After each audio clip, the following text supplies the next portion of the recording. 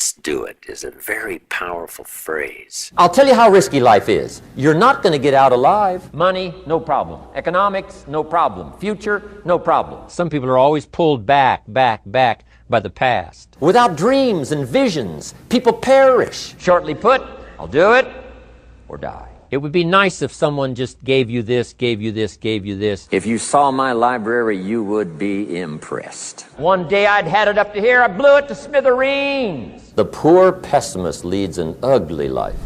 He was an American author, entrepreneur, and motivational speaker. His story and his work influenced the personal development industry. He's the author of 17 written audio and video media. He's Jim Rohn, and here are his top 10 rules for success. Again, it comes from a Bible phrase that says, if two or three agree on a common purpose, nothing is impossible. So by yourself, sometimes it's really tough. But if you can get somebody to join you and say, come on, let's do this. Let's do it is a very powerful phrase. You rarely hear someone say, I'm going to go conquer the world. But you could hear the phrase, let's go conquer the world. Let's be best in our industry. Let's be number one. The power of let's. So I learned the value of that. All of my entrepreneurial projects are, not just myself, but 2, 3, 4 getting together to accomplish something unique. Here's the next attitude disease. Overcaution. Some people never will have much. They're too cautious. Now, you can also be too reckless, but you can also be too cautious. This is called the timid approach to life. And my caution was always the risk. Risk used to drive me right up the wall. I used to say, what if this happens? It's called the language of the poor. What if this happens? And on top of that, if this was to happen, look at the fix I'd be in. I better not try. I could always ace myself out. Then I'll tell you what changed my whole life when I finally discovered it's all risky. The minute you were born, it got risky. If you think trying is risky, wait till they hand you the bill for not trying. If you think investing is risky, wait till you get the tab for not investing. See, it's all risky. Getting married is risky. Having children is risky. Going into business is risky. Investing your money is risky. It's all risky. I'll tell you how risky life is. You're not going to get out alive. That's risky. The Englishman says, well, if that's the way it's going to work out, let's give it a go. Right, that's what it's for. Give it a go. Somebody says, yeah, but I'm looking for safety and security. Fine, then huddle in a corner. We'll cover you with a sheet, bring you 3 meals a day. And we'll protect you, feed you, look after you, care for you. We won't let anything happen to you, and you'll probably live to be 100. The guy said, well, yeah, I'd live to be 100. But what a way to live. Right. What a way to live, safe and secure. Don't ask for security. Ask for adventure. Better to live 30 years full of adventure than 100 years safe in the corner. And see, it's not important how long you live. What's important is how you live. Now let me give you the secret. Shoaff said, here's the secret, Mr. Rohn. Learn to work harder on yourself than you do on your job. Once I got that, it turned my life around. Learn to work harder on yourself than you do on your job.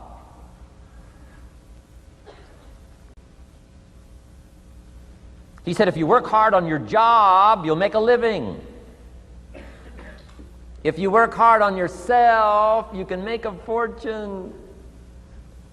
Wow. If you would have known me at age 25, you would have said, Jim Rohn's a hard worker. If you'd have known me, you'd have said that.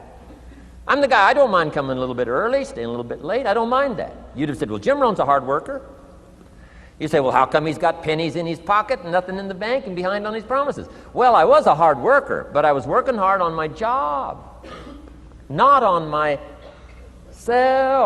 I'm telling you, if you'll learn that simple little principle and start the process today, latest tomorrow, give you tonight to think it over. and start this whole process of personal development. Work on yourself. Make yourself more valuable to the marketplace. I'm telling you, you can so dynamically change your income, and economics is the least of the values that you can start earning in terms of equity if you'll start working harder on yourself than you do on your job. Work hard on yourself and develop the skills. Work hard on yourself and develop the graces. All of the stuff necessary to become more valuable to the marketplace. I'm telling you, your whole life can explode into change. Promotions, no problem. Becoming more valuable to the company, I'm telling you, no problem. Money, no problem. Economics, no problem. Future, no problem. If you just go to work on the right thing. Not get things out there to change. Don't try to change the seed. Don't change the soil. Don't change the sunshine. Don't change the rain. Don't change the mix of seasons. Let the miracle of everything that's available work for you, and start working on the inside. Work on your philosophy. Work on your attitude. Work on your personality. Work on your language. Work on the gift of communication. Work on all of your abilities. And if you'll start making those personal changes, I'm telling you, everything will change for you. A person who has purpose in their life, they have something to go for, some meaning. One writer described it, for some people it becomes a magnificent obsession. And for you and I, maybe it doesn't need to be that dramatic as a magnificent obsession. But it has to be something that does something to us, something that pulls us, especially into the future. You know, there are many influences on us. One is the influence of the past. Some people are always pulled back by the past. Some people are always pulled aside by the distractions. But here's what's powerful. If you have a list of high purpose in your life, it pulls you toward the future. And the more powerful the purpose is, the stronger it pulls. And here's the other great advantage if you have purpose for the future. It pulls you through all kinds of challenges and all kinds of difficulties. If you don't have these strong purposes for the future, it's easy to get swallowed by a bad day. It's easy to be almost annihilated by a poor month. And it's easy sometimes to almost disappear beneath the waves of a year that goes backwards if you don't have something to pull you beyond that year. So if you want something to pull you through all kinds of challenges, all kinds of difficulties and things that come at you, you got to have something on out there, beyond today, beyond next week, beyond next month, beyond this year, that pulls you into the future. And the clearer it is, the stronger it pulls. The more dynamic it is, the more it affects your life, your spirit, your heart, your soul. It also creates imagination. It gets your mind working on how to achieve that purpose. And if your mind will work, and if your heart works, and if your spirit works, and if you have good input, like good ideas, I'm telling you, there isn't anything you can't accomplish. So that's one of the great powers that'll make a variable of you, and that is purpose. You've got to keep dreaming. Ronald Reagan, president, said to the joint session of Congress a few weeks ago, "The Republic is a dream. And if we don't keep dreaming, we will lose the Republic." Your better future is a dream for yourself and for your family. Where do you want to go? What do you want to do? What do you want to be? What do you want to see? You've got to dream dreams. There's a Bible phrase that says, without dreams and visions, people perish. You've got to have something to go for that inspires the heart and the soul. Dreams. From the children of Sanchez, it says, take the crumbs from starving soldiers, they won't die. Take the bread from hungry children, they won't cry. But without dreams, we all will die. You've got to dream. Don't lose your dreams for yourself, for your future, for your family. The dreams of love and enterprise and travel and doing things, becoming something unique on your journey here. Don't lose your dreams. Do some dreaming. Resolve. Resolve says, I will. Two of the most powerful words in the language. Benjamin Disraeli said, nothing can resist a human will that will stake its existence on its purpose. Shortly put, I'll do it or die. Best definition of resolve I got from a little junior high girl, Foster City, California. I'm going through some words one day. I got to this one and I asked the kids, who can tell me what resolve means? Some didn't know, some tried. Interesting. The last one was the best. Little girl about 3 rows back, she said, I think I know, Mr. Rohn. I said, what? She said, I think resolve means promising yourself you will never give up. I said, that's the best I've ever heard. She's probably giving seminars somewhere today, right? I mean, that's the best I've heard. I asked the kids, how long should a baby try to learn how to walk? How long would you give your average baby? Before you say, hey, enough's enough. No. Any mother in the world would say, you're crazy. My baby is going to keep trying what? Until. What a magic word. I want you to write it down. Until. Promise yourself you'll read the books until your skills change. You'll go to seminars until you get a handle on it. You'll listen to it until it makes sense. You'll go for it until you understand it. You'll practice it until you develop the skill. Never give up until, however long that is. Step by step, piece by piece, book by book, word by word, apple by apple. Walk around the block, walk around the block. Go for it. Don't miss the chance to grow. And resolve that you'll pay the price until you learn, change, grow, become. Then you'll discover some of life's best treasures when you pay that price. There's great power in self-reliance. Self-reliance means you simply look mostly to yourself. It would be nice if someone just gave you this, gave you this, gave you this. It would be nice if everyone did their job exactly as they're supposed to do it. But here's what you've got to do. Primarily rely on yourself. Primarily say, I'm the person responsible. And I will learn the necessary skills so that I can help people learn their skills. If I need lots of people to do certain things to build my organization, that is what I must have. But I've got to be the final backstop. I've got to be the final one that people can rely on. So that if this is missed and this is missed, I can catch up. I can fill the gap. I can do the job. We have to do it when we conduct meetings. We have to do it when we conduct training. We have to do it when we're in a class of just a few. What someone might have missed, we're there to fill in. Self-reliance. Primarily, we're learning to count on yourself. So that you can do this, never complain and never explain. Your philosophy comes from what you learn, comes from what you know, comes from other people's experiences. 3 ways now to learn from other people. Here's number 1, learn from what you see. One of the great watchwords of these early years of the 21st century, pay attention. If you just watch, you can pick up clues. Success leaves clues. And if you'll be a better observer of the winners and the losers, those that are doing well and those that are falling behind, and just take mental notes and good notes and say, I'm going to adjust what I'm doing based on what I see. Here's number 2. We learn so much from other people based on what we hear. Here's good advice on that. Be a selective listener. Listen to voices of value that have experience, ideas, reputation, something valuable to share. Now here's number 3. Read all the books. Now there's millions of books, so you can't read all the books. But make this note.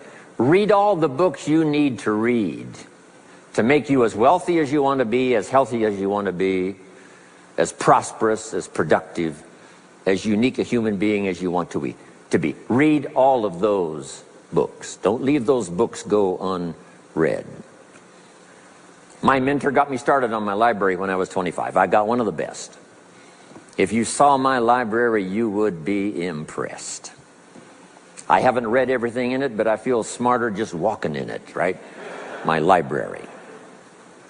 I was smart enough to buy it all. Now I got to be smart enough to read it all. Now jot this down. When you do read, you have to sort through what you read and decide which is valuable to try. That's part of the process of learning. Gathering information and sorting through it. 1, the information that would apply to you, and what you think would be valuable based on your current philosophical opinion. So read all the books. Our lives are greatly affected by what we learn and what we know. Disgust. Disgust is a negative emotion, but it can have a very positive, powerful effect. Disgust says, I've had it. What an important day that could be. I've had it. Wow. I met a beautiful, powerful, accomplished executive lady in New York. The company invited me to come in. This lady was a vice president, extraordinary lady. I got to know her, and I found out her story. I said, how did you get here? Big income. And she never went to college, never went to university. I said, how did you get here? Executive, powerful, income. She said, well, let me tell you part of the scenario. She said, when I was a young mother a few years ago, she said, one day I asked my husband for $10. And he said, what for?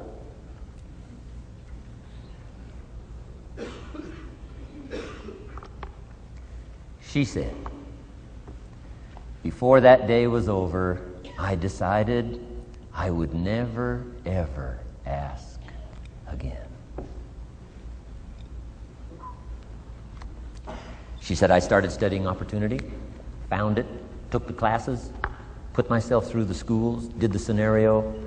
Now I'm vice president. I make a lot of money. And she said, I kept my promise. I've never, ever had to ask again. It's called a life-changing day. The day you say, enough is enough. Now, if you can add an act to your disgust, it helps. A man takes a shotgun to his car, blows out every window, destroys every tire, puts 100 rounds in it, and says, I've driven this embarrassing thing for the last time. And then he saves it. He saves it. And later when somebody says, how did you become rich and powerful? He says, let me show you this car. One day I'd had it up to here, I blew it to smithereens. Enough is enough. Powerful.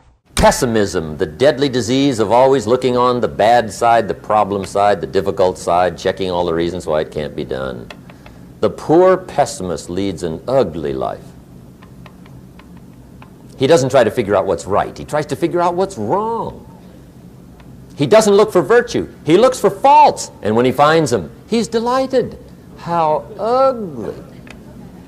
This is the poor guy who looks through the window, doesn't see the sunset. He sees the specks on the window.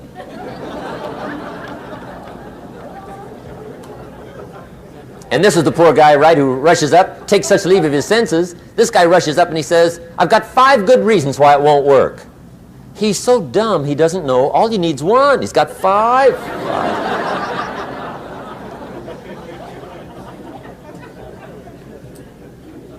To the pessimist, the glass is always half empty.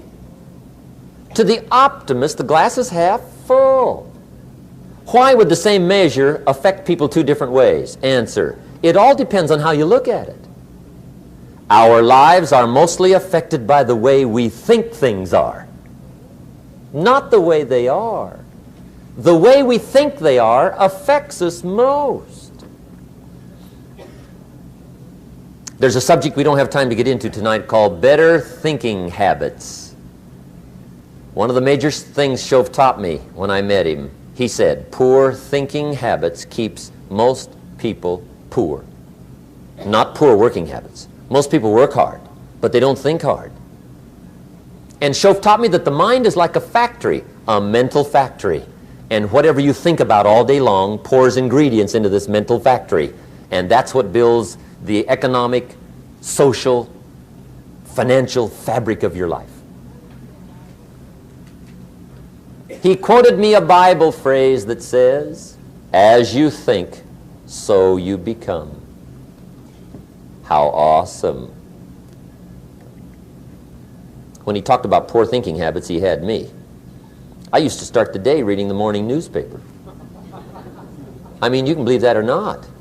I'd get a cup of coffee and read the paper. I'd load up on wars and riots and murders and stabbings and killings and bank robberies and muggings and car wrecks and tragedies.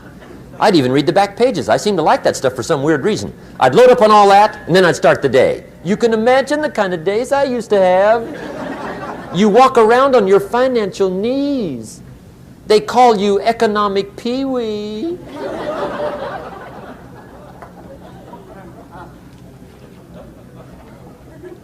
The guy says, I want to be a great leader. Wonderful. The first thing we do is follow him to his house.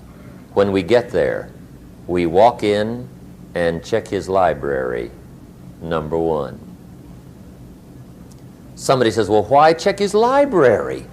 The reason is because what a man reads pours massive ingredients into his mental factory, and the fabric of his life is built from those ingredients. You would not believe what some people have got in their house to read. You would not believe. One of the best dressed up words I know for a lot of it is trash. Can you imagine dumping a barrel of trash into this mental factory every day and coming out with a rich, dynamic, positive life? It can't be done. You might as well try making a cake with cement. Mr. Schoaf gave me one of the greatest phrases when I first met him when he said, Jim, every day stand guard at the door of your mind. How important. Stand guard at the door of your mind. And you decide what goes into your mental factory. Don't let anybody just dump anything they want to in your mental factory, because you've got to live with the results. Thank you so much for watching us. We made this video because Ian Gabriel asked us to. If there's someone that you'd like us to profile, please let us know in the comments below and we'll see what we can do. We'd also love to know which one of Jim Rohn's top 10 rules meant the most to you. Leave it in the comments below and we'll join the discussion. Thank you so much for watching. Continue to believe, and we'll see you soon.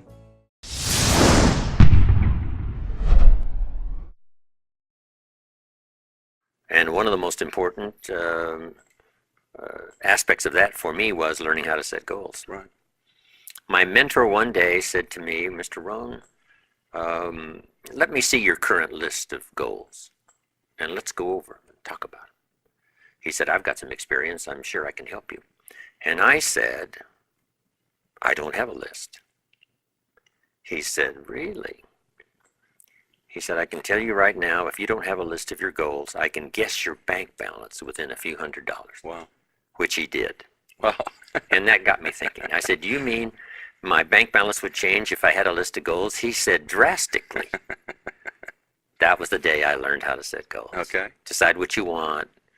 You know, write them all down. Who do you want to meet? Make that list.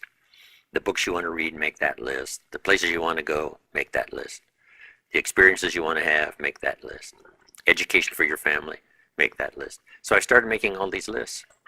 Then he said, just start checking them off. So at first I put a lot of little things on my list so I could check off something almost every day. Right. Because that's what's fun. Right. Then he said, if you check off something significant, celebrate. Right. Because that'll inspire you to even develop a longer list. Welcome all experiences. You never know which one is going to turn everything on. Don't put up the walls. The same wall that keeps out disappointment keeps out happiness.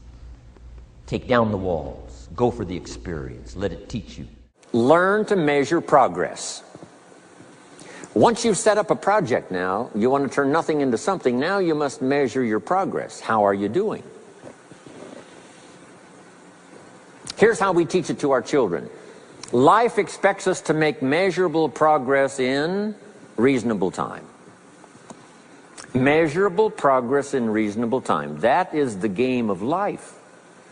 So part of it is not just to set up the proposed project, but as we start working on it, we start measuring how we're doing. Now first, what is reasonable time? You can't ask someone every 5 minutes, how are you doing now? See, that's too soon. Guy says, I haven't left the building yet. Give me a break. Now we can't wait 5 years. That's too long. So there's reasonable time. So make this note now. What is reasonable time? 1, at the end of the day. A conversation a father should have with his daughter today, because the magic is there. If he waits till tomorrow, the magic may be gone today. Next is a week. Make that note. Usually, we get paid by the week. Somebody adds up our value to the marketplace, out comes the check. The next week, somebody adds up our value to the marketplace, out comes the check. What I learned to do is to change my value to the marketplace so the check kept getting bigger and bigger and bigger. I didn't have to change the economy, I only had to change myself. Measure your own progress. Success is a numbers game. We demanded of our children, how many years do you want your child to spend in 4th grade? Approximately. About 1 year, right? You say, well, if they're nice kids, would you give them 3 or 4 years? You say, no. This is not a nice game. This is getting ready for the future. This is getting ready for the challenges and the opportunities. You can't linger in 1 grade more than 1 year. Now, make this note. The same should go for us as adults. Don't linger more than 1 year in 1 grade of learning. Adult management, entrepreneurship, leaderships of all kind. Keep up the pace of learning. Okay. The numbers. Measure. Count. Now here's the key. Face the truth. If you're only making this much progress, you know, there's no use trying to kid the world, no use trying to kid anybody else, and especially don't kid yourself. If in a period of time you've only made so much progress, you just got to swallow hard and say, this is the truth. I've got to face it. Now, what could I do to start increasing my progress and make my health better, make my income better, make my investments better, make my value to the marketplace much better, get busy learning the 2nd skill and the 3rd skill and the next language and the next language to increase my value? I got to get busy and do that. See if you will do that. I promise you, one of the greatest motivating factors in the world is progress. And if you'll measure it, you'll get excited.